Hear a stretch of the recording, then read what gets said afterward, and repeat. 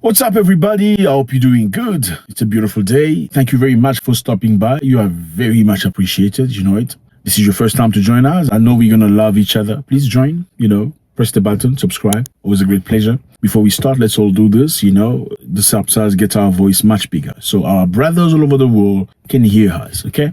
Let's do this before we start. Thank you very much, okay? You are very much appreciated. You already know that. So today we're going to talk about something very interesting. There is a comment made by Josep Borell. Josep Borell is a very interesting figure. He's the European Union foreign policy chief. Very interesting person. I'm sure you heard about him before. If you have not heard about Josep Borell, I'm sure you're going to find out some very interesting stuff today about Josep Borell. So Josep Borell has said that African countries or developing countries should speak with one voice to push Russia back with its manipulation around food. So basically what's been happening lately, Russia refused to let grains coming from Ukraine to go throughout the world because they're blocking a very strategic area of the Black Sea. This does not allow Ukrainian grains to go in the world market. So Josep Borell say Russia is utilizing the grain and the food for manipulation purpose. The EU warns that Russia aims to create new dependency with cheap grains. The European Union has warned developing countries are African countries, that Russia is offering cheap grain to create new dependency by exacerbating economic vulnerability and global food insecurity. EU Foreign Policy Chief Josep Borell wrote to developing countries on Monday and urged them to speak with a clear and unified voice to push Moscow to return to a deal that allowed the safe Black Sea export of Ukraine grain and to stop targeting Ukraine agricultural infrastructure.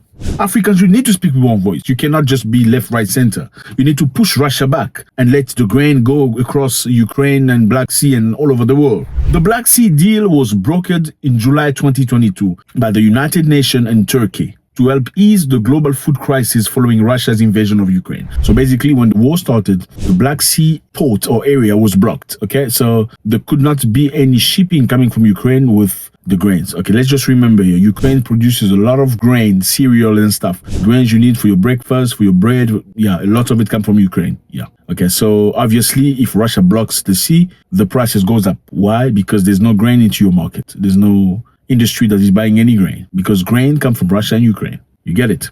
Now, Russia has blocked that port. In 2022, the United Nations and Turkey sat down with Russia and discussed a deal. They say, you guys can fight. You can fight each other. It's okay, but let the grain pass so people can eat. While y'all fighting, we can eat. The deal was okay. Until the Europeans started sending weapons to Ukraine. Okay, so you've negotiated with Russia to let the deal, whatever. Let him, you get what I'm trying to say. But in the meantime, you're sending weapons. Doesn't make any sense. So Putin said, you know what? Okay, so you guys are trying to play with me. I'm going to block the port. They say as the world deals with disrupted supply and higher prices, Russia is now approaching vulnerable countries. Vulnerable countries are African countries. Russia is now approaching vulnerable countries with bilateral offers of grain shipment and discounted prices, pretending to solve a problem it created itself, Josep Borell say. So Russia is now approaching African countries, say, you know what, I will give you the grain at cheap price. Don't worry. Everybody needs grain. Oh, don't worry, guys. I'm going to give you a cheap price. Actually, I'm going to send you some stuff for free too. Is Russia doing that? Yes, Russia is doing that. Russia is offering grain at a very cheap price to most developing countries or most African countries. Okay, and Russia is at some point giving some of the, the grain for free and fertilizers for free. Is he telling the truth about that? Yes, he's surely telling the truth about Russia using food for leverage. But who is Josep Borell? Before we need to think critically, fellas, okay? It's very, very, very important. We need to think. These people don't think we think. They think they can think better than us. So let's see. Who's Josep Borell? Who cares so much about Africans? Doesn't want us to be manipulated by the evil Vladimir Putin. Josep Borell made a very interesting comment a few months back. Yes. He said Europe is a garden and the rest of the world is the jungle. And Europeans must do everything they can to protect the garden from the jungle. So the jungle must never get into the garden. The garden must rise his walls very high against the jungle. And who is the jungle? Listen to him. Yes, Europe is a garden. We have built a garden. The rest of the world, and you know very well, Federica, is not exactly a garden. The rest of the world, most of the rest of the world is a jungle. And the jungle could invade the garden. And the gardeners should take care of it. The jungle has a strong growth capacity, and the world will never be high enough in order to protect the garden.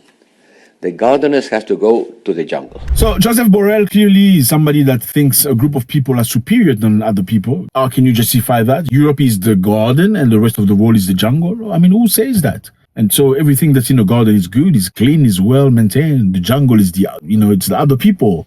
You know what I'm saying? But then all of a sudden, Mr. Garden is worried about the jungle. Why is he worried about the jungle? If food doesn't go to the jungle, why does it bother him? Why does it bother you that there's no food in the jungle again? You should be just worried about the garden, shouldn't you? Unfortunately, this doesn't end here because this man has made so many comments. There was another one where he says Africans could not think for themselves. They're running the street of Mali, running the street of Bamako with flags of Russia, praising Russians and Putin. They don't understand. They have no idea. So, in other words, saying we're absolutely stupid. We can't think for ourselves. We just, a bunch of people who cannot think. The garden should be tolerant with us because we can't think. We're not very intelligent. So we're running, the street with flags because we cannot think. Listen to him. But Russia is able to deflect blame, twist reality, and to find an audience in some part of the world. I've seen in the TV screens these African young people on the streets of Bamako with a billboard saying, Putin, thanks, you have saved the Donbass, and now you will save us. It's really shocking. Well, you can consider these people don't know where the Donbass is. Maybe they don't even know who is Putin. But they are getting mobilized on the streets. And I see in some capital of a country who is a candidate to become member of the European Union. You don't have to go to Bamako. You have to go to the Balkans. And you will see in the Balkans, thanks, happy birthday. Okay, so that's our guy. He says this is a cynical policy of deliberately using food as a weapon to create new dependencies by exacerbating economic vulnerability and global food insecurity. So let's face it, Europe is also feeling the anger of Russia. Now, the bottom line, let me get back to the point, okay?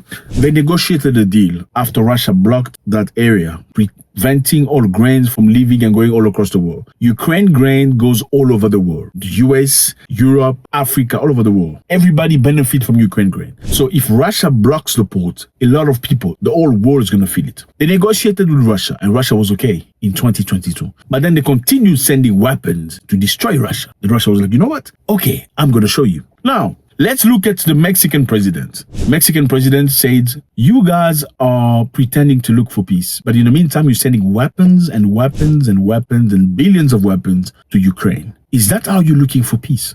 Are you truly looking for peace or are you looking for distraction? An interest that comes with distraction. No, you say you're looking for peace, right? Why can't you get Russia and Ukraine to sit around the table and have an honest discussion and finish this war? If you're truly looking for peace and you are against a country attacking another country, why are you sending weapons again?